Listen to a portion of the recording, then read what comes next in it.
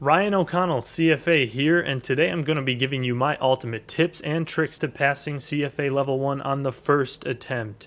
If you study smart and efficiently, this should be no problem for you whatsoever.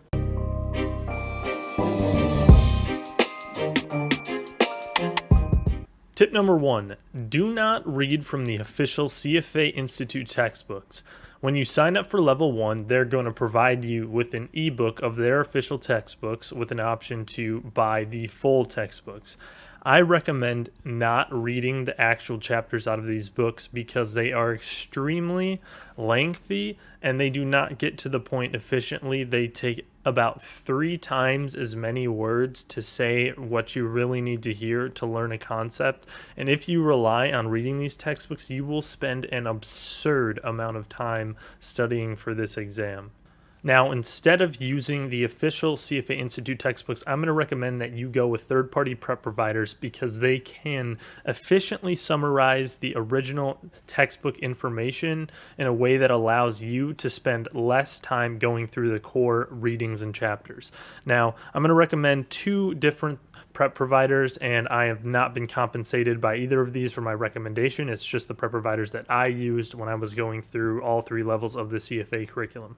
And for level 1 in particular, I'm going to recommend Kaplan Schweizer. I think their basic package does an excellent job at summarizing the original books in about 1/3 of the amount of words and allowing you to spend less time reading and more time doing practice problems. I'm going to recommend their basic package. I wouldn't spend any more than the basic package. Just get those course study notes, and I think it's like $400 USD if you live in the USA. Number 2, I'm going to recommend Mark Meldrum. If you enjoy watching videos to learn, if you're watching this video right now, that might describe you, but his video lectures are excellent. They might cover a chapter in about 1 hour to 2 hours and just really efficiently cover the core principles that you need to know to pass the test.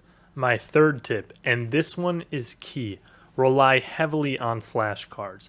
Look, through my whole upbringing and education and whatnot, I never used flashcards. And then I realized somewhere along the way with CFA Level 2 that for a test like this, flashcards are insanely efficient at getting you to memorize the key concepts and formulas that you need to know to pass this test. Look, the whole deal with these CFA exams, Level 1, Level 2, and Level 3, is that these are really formula application tests and definition and concept memorization tests.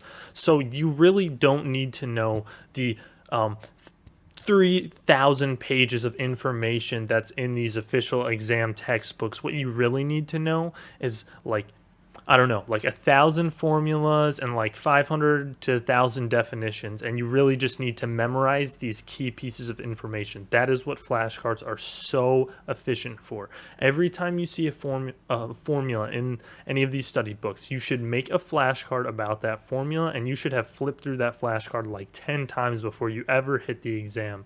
And this will make sure that when you're sitting down at the exam, you can easily remember all of the definitions and formulas and ace the test. And for my fourth tip, I'm going to recommend that you work over 1,000 practice problems before you take the exam.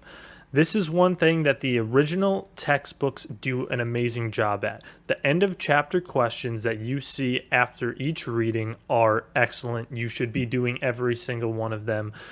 And the reason I put so much emphasis on practice problems is because this is really how you're going to memorize this information in the most efficient way. So when you work a practice problem, whether you get it right or wrong, you're doing active learning. If you get it wrong, you're going to read the explanation as to why it was wrong and then remember where you went wrong and you're thinking in the original time that you did that problem, and then the next time you're very unlikely to mess it up again.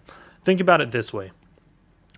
You wouldn't learn to play basketball by reading textbooks on how to play basketball. No, you would actually go out in the driveway and shoot hoops, shoot 100 shots a day, etc. It's the same way with these practice problems. You're supposed to be applying formulas. You're not supposed to be reading long, drawn-out theories by these authors in these textbooks. So get in there and practice a lot of problems. finish the curriculum at least 2 weeks before the test. Now, 2 weeks is what I would call the minimum. What you should really be doing is finishing 1 month before the test. So you finish all the readings, all your note cards, all your notes, etc. And then you have 2 weeks at least left over to go back and relearn some of the stuff that you forgot in the original readings that you went through. You also need to be taking a handful of mock exams, 2 mock exams at the very minimum.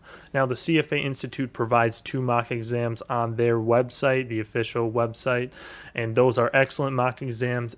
Definitely take them. Take them like you would take the real test. On a Saturday, just sit there for 3 hours, phone on airplane mode, and take it like you would the real test to see if you have your timing down. Go eat lunch for an hour or two, and then come back and then take the PM on the same day for 3 hours. This is going to be key to make sure that you're ready for this exam. And tip number 6 is my last pro tip. Delete the social media applications from your phones. Now, people between the ages 16 and 34 spend on average nearly 3 hours per day on social media. In order to pass any of the CFA exams, what you need to be doing is spending lots of time studying, and social media is eating that up for most people. It's going to be far more valuable for you to use your time studying than scrolling down the news feed, looking at videos of cats, or seeing what your preferred political party has decided you should be mad about this week. No, what you should really be doing is studying. Once you pass the test, maybe you can re-download that stuff. But let me tell you, I figured this out in CFA Level 2, got rid of all that stuff from my phone, and I've been insanely more productive ever since. Now, that concludes my tips and tricks for passing CFA Level 1. If you enjoyed the video, please subscribe below for more content just like this. I'm going to make a video at least once a week on Saturdays, if not more. Have a nice day.